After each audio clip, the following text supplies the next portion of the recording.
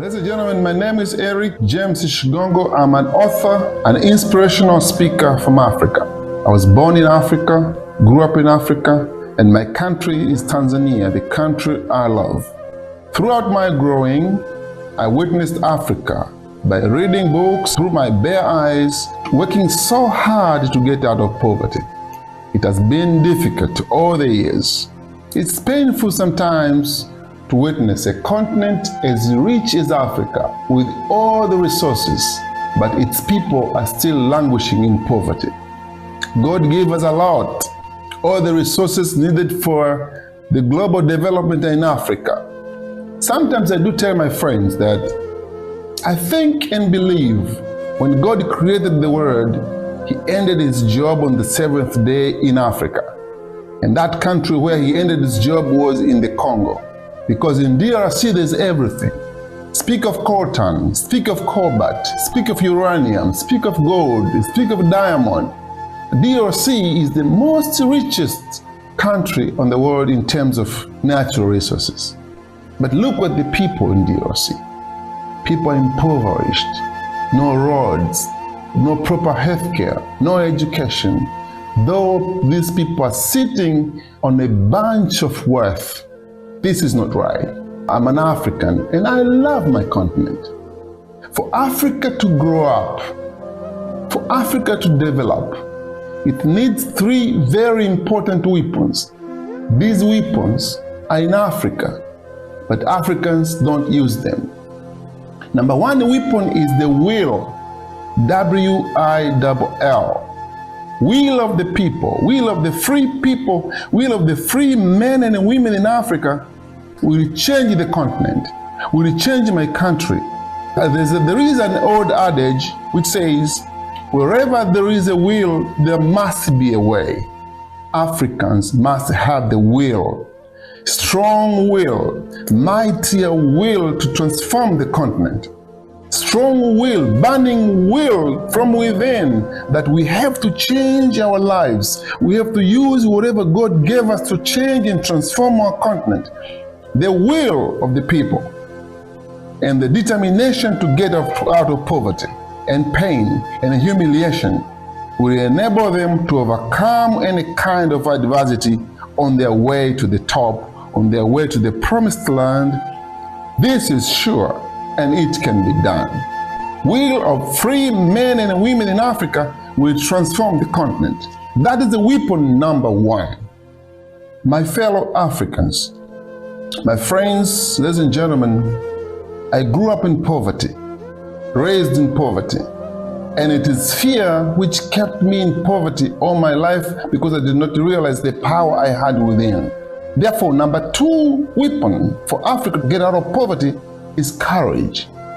Courage to step out of fear and stand up and say enough is enough, and say no when things aren't right. Courage to say no to corruption, courage to say no to oppression, courage to say no to discrimination, courage to say no to poverty, courage to tell those in power no when they are not standing for our interests. Ladies and gentlemen, fear has kept people in poverty for too long because they cannot realize their abilities. It's high time for us to stand up and get out of fear and be courageous enough to face reality and tell people it is possible if we join our hands as Africans, work together as Africans, stand up together, work together, fight together, courageously, we can transform this continent.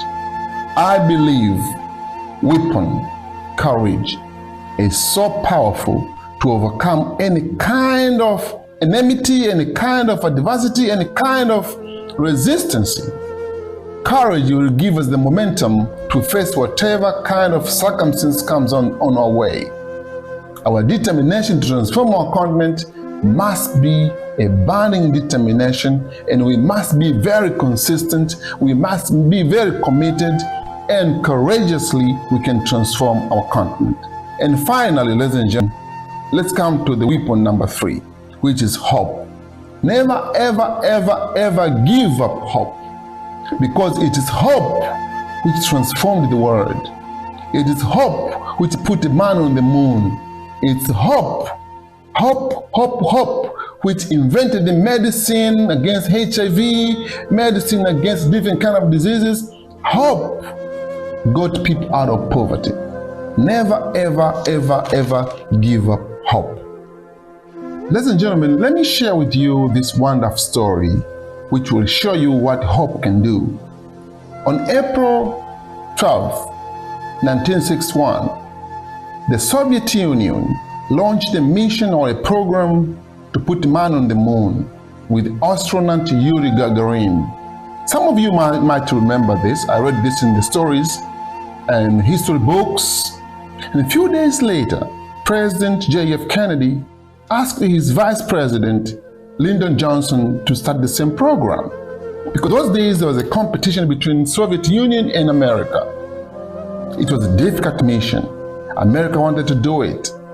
Before Soviet Union landed on the moon, America wanted to do it first. On May 25th, 1961, President J.F. Kennedy stood before the Congress and announced that America was also going to launch the same program. It wasn't an easy mission. It was a difficult task, riskier. It might involve a lot of resources, even claim so many lives. But America had decided to put man on the moon. It was hopeful, and everybody hoped that one day we shall put man on the moon. JF Kennedy said, we shall put man on the moon no matter what. The first mission was launched, Apollo number 1. It was launched and it did not reach the moon. It crashed. Everybody in there died. For most people, that would be the end. But America said, we have hope that one day we shall land on the moon. Second, the mission was prepared, organized, equipment brought together for the second Apollo. And the second Apollo was launched, and also it did not reach the moon, it crashed. Everybody in there died.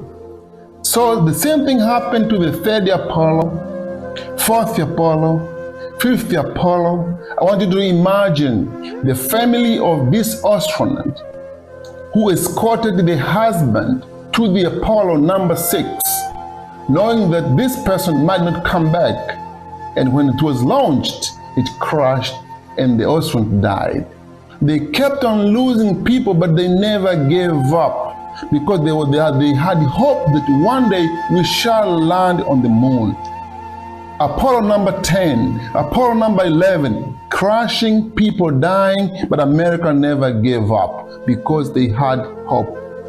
Finally, Apollo number 15, on July 20th, 1969, it landed on the moon with astronaut Neil Armstrong. America clapped hands because it was a successful trip.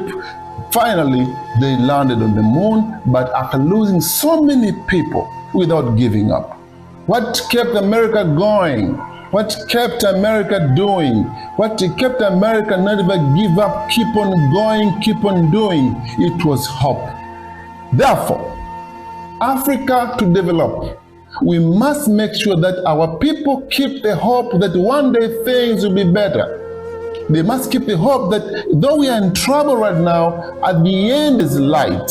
At the end of the tunnel, there is light. That is hope. Never ever kill hope in the hearts of our people. African leaders must understand this. In whatever that you do, keep hope in your people alive. You can build roads, you can build hospitals, schools, universities, but if people have no hope, whatever that you do, it won't help. There won't be development without hope. Ladies and gentlemen in Africa, listen to me. Listen from the voice of this man from the wilderness. Hope is the foundation of everything in the world. Parents take their kids to school every morning, even when it's raining, simply because they believe that one day these kids will come back and become presidents and ministers and change their lives. Hope is everything.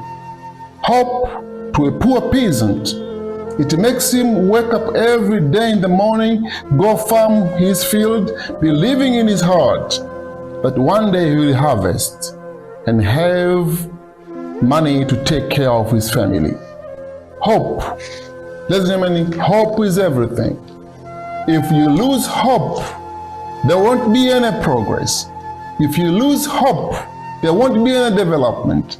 Once you lose hope, there won't be any step made forward. So hope is everything.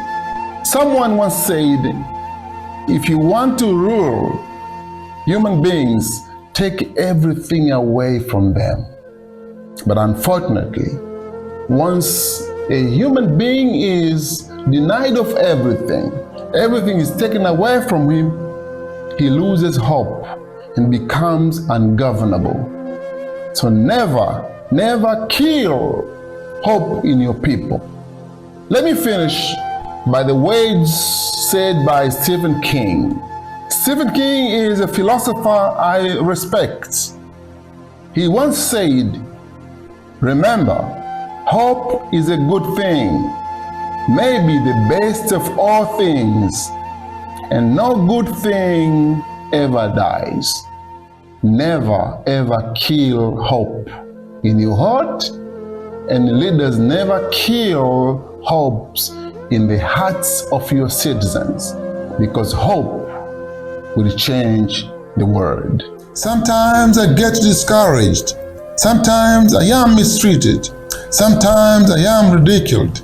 Sometimes they make me cry. But one thing I know for sure, whatever happens to me, my love and hopes for my continent and my country will never ever fade or wither.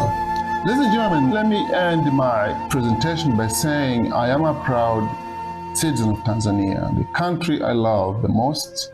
I love the people of this country too. Me, myself and I, and the people of Tanzania believe that if we work together hopefully with strength in our hearts, surely the dream of our forefathers will be achieved. Thank you. God bless you.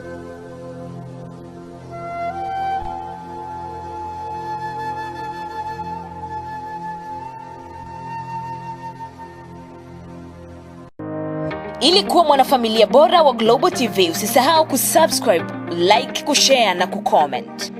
Baada ya kusubscribe, bonyeza alama ya kengele ili kupata taarifa kwa kila video inayopanda Global TV Online.